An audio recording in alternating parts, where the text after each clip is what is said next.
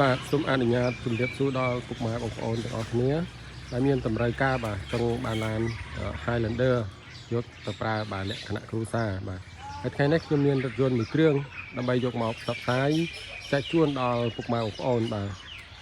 ហើយឡាននេះដែរគឺឆ្នាំរបស់វាគឺ01បាទ01ម៉ាស៊ីន6ប៉ុង1បាទគឺប្រភេទឡានអត់បុក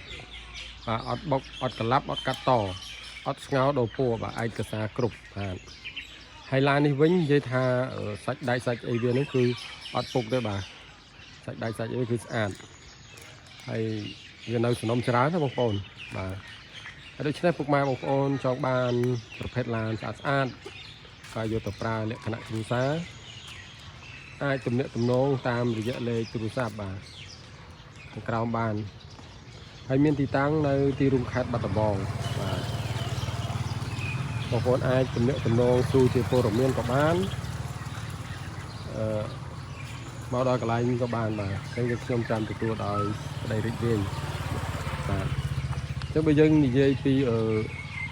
សាច់ថ្នាំវិញគឺស្អាតបាទខាងក្រៅហើយសាច់ថ្នាំវិញគឺសល់ប្រហែលជា70%បងប្អូនបាទហើយស៊ីនក៏នៅខ្លះអញ្ចឹងណាមិនថាឡាននេះស៊ីន100%បងប្អូនព្រោះឡាននេះគឺយកមកប្រើស្រុកខ្មែរវាច្រើនឆ្នាំដែរហើយបាទអញ្ចឹងកន្លែងណាដែលនៅស្អាតកន្លែងណាដែលស្ទើរអញ្ចឹងខ្ញុំប្រាប់បាទបងប្អូនតាមនឹងដែរបាទទៅដូចកន្លែងនេះវានៅខាងស៊ីនបងប្អូនកន្លែងនៅបងប្អូនឃើញនេះបាទតែណាគេធ្លាប់បាញ់ថ្នាំជួនតិចអញ្ចឹងណាដូចវាមានអីកូននេះជួនតិចបាទកន្លែងនេះបាទផុតពីហ្នឹងគឺថ្នាំវាស្អាតនៅស៊ីនព្រោះវាបាទកាងក្រោយនេះនេះគេបាញ់បងប្អូនបាទនេះក៏នៅស៊ីនបាទហើយ stop អីគឺស្អាតអត់មានប្រេះទេបាទ stop អីគឺស្អាត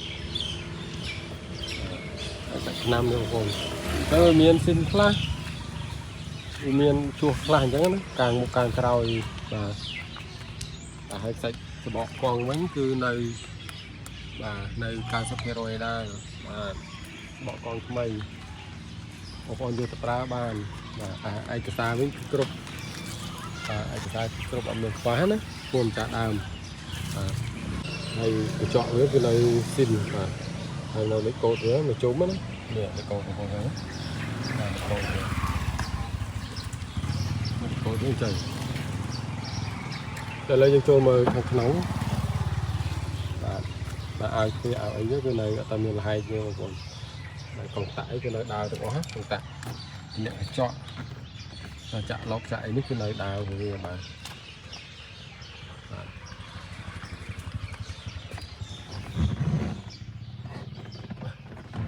ហើយដូចជាម្ញ៉ៃនេះបាទម្ញ៉ៃនេះកញ្ចក់ស្គូតនេះចាប់ស្គូតបអត់បានតែអត់ឲ្យគេបកឲ្យណាបាទហើយខាងក្នុងនេះគឺសភាពប៉ុណ្ណឹងបងប្អូនបាទអានេះគឺយើងដាក់ទឹកក្អមណាដាក់ទៅត្រូវថ្ងៃវារៀងបកបន្តិចបាទហើយតាក់ផ្លោអត់មានបាយទេបងប្អូនបាទអត់មានបាយទេបាទហើយដោយសារតែយើងដាក់ហាក្តៅដាក់អីអត់ដាក់កាមេរ៉ាវាស្រក់វាហូរមកវាប្រឡាក់បាទយើងប្រើឡានប្រយ័ត្នបងប្អូនបាទប្រយ័ត្នដាក់ហាក្តៅទៅវាហ៊ីបាទហើយពងចង្កូតពងអីគឺនៅព្រោះវានេះបងប្អូនតើមានទូឡាននេះពងនៅទាំងអស់បាទហើយម៉ាស៊ីនប្រអប់លេខគឺធានាឲ្យគឺស្អាតឆេះហើយគឺស្ងាត់ម៉ាស៊ីនត្រជាក់អីគឺនៅដើរធម្មតាបងប្អូនបាទខាងក្នុងនេះគឺសភាពប៉ុណ្ណឹងបងប្អូនបាទបដានលើគឺអត់តាន់មានធ្លាក់ណាបាទហើយស្រោមពុកបាទនេះClavister ទៅនេះបន្តិចអញ្ចឹងណាអានេះយើងអាចធ្វើបានបាទអីទីគួយហ្នឹងធ្វើបានបាទអានេះគឺយើងពិនិត្យមើលទៅតាមលេខទូលេខអីគឺមានទាំងអស់ណាលេខទូនេះនេះត្រូវលេខកញ្ចក់បាទនេះឆ្នាំវា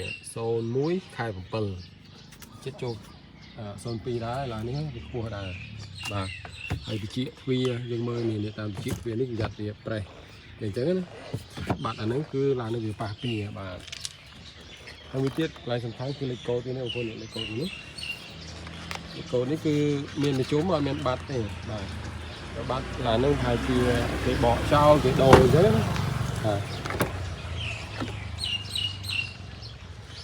បាទនេះមួយទៀតបងប្អូន លេខកូដវាបងប្អូនលេខកូដវាគឺលេខទៅនៅអញ្ចឹងវាចាស់ទៅតាមសភាពរបស់វាណាមិនមែនចាស់យើងបិទថ្មីអីក៏អត់ដែរអានេះគឺថ្មីសស្គូក៏ដោយបាទនេះលេខកូដវាគឺថានៅមួយជុំបាទឡាននេះនិយាយថាឡានសំណុំវានៅមួយជុំលេខកូដវាទ្វាបាទក្រោយកៅអីហ្នឹងគឺលេខថាច់ហើយស្រេចណាហើយទូទាស់ណាទូទាស់ក្រោយមកគូបាទហើយស្រោមពូហ្នឹងគឺស្អាតសមរម្យបាទ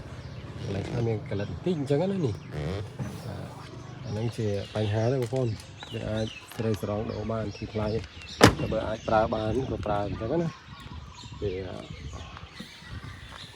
អាចដូរបានអត់អីទេនេះបាទហើយកញ្ចក់ក្រៅបងប្អូននេះលេខកូដលេខកូដវា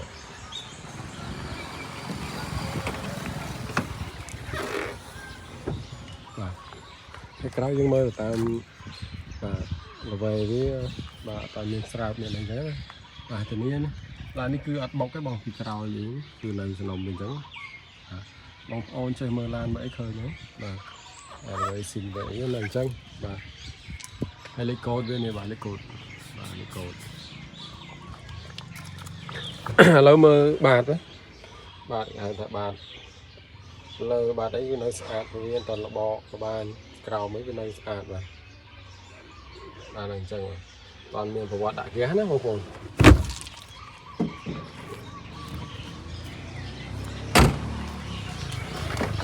បាទអានេះលេខកូដវាលេខកូដវាអញ្ចឹងកូដវានៅមួយជុំអញ្ចឹងបាទលេខកូដ2អានេះដូរទៅគឺបាត់ហើយអត់ត្រូវយើងលេខទូលេខអីណាបាទហើយអាវគ្នាអាវអីគឺនៅអញ្ចឹងមកសំណុំបាទអត់បាក់បែកបាទនេះគឺលេខកូដកញ្ចក់មុខខាងស្ដាំនេះលេខកូដ2បងប្អូន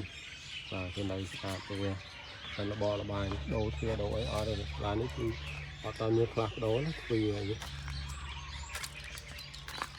បាទនេះតិចវាហើយតិចទ្វារទ្វារឡាន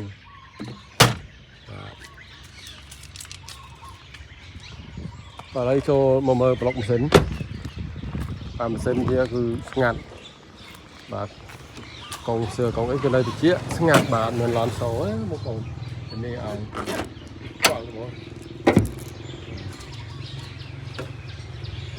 ប្អូនមើលគឺសាច់វាអញ្ចឹងបាទនេះសាច់ឡានប៉លវាស៊ីនមើលតាមបានកូដអញ្ចឹងបាទមើលខាងក្រៅមើលខ្លាចមានប៉ះពីពុកអីអញ្ចឹងគឺអត់ទេបងប្អូននៅស្អាតហើយនឹងវាគឺនៅអញ្ចឹងបាទលេខកូដអីវាស្អាត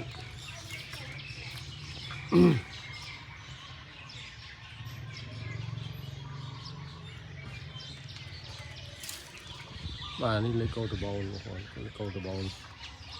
ម៉ាស៊ីនគឺស្អាតអត់មានជ្រាបប្រេងជ្រាបអីអត់មានលេខឡាបងប្អូនបបលេខវាចន់ស្ទុះកាន់អ្នកសាច់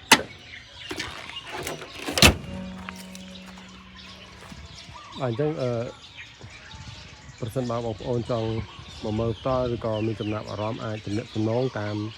រយៈលេខទូរស័ព្ទនឹងមកបាទនៅទីរំខាត់បាត់ដំបងបាទដែលមានលេខទូរស័ព្ទខាងក្រោមហ្នឹងទំនាក់ទំនងមកមុនបានមុនបងប្អូនបាទស្រោតបាទ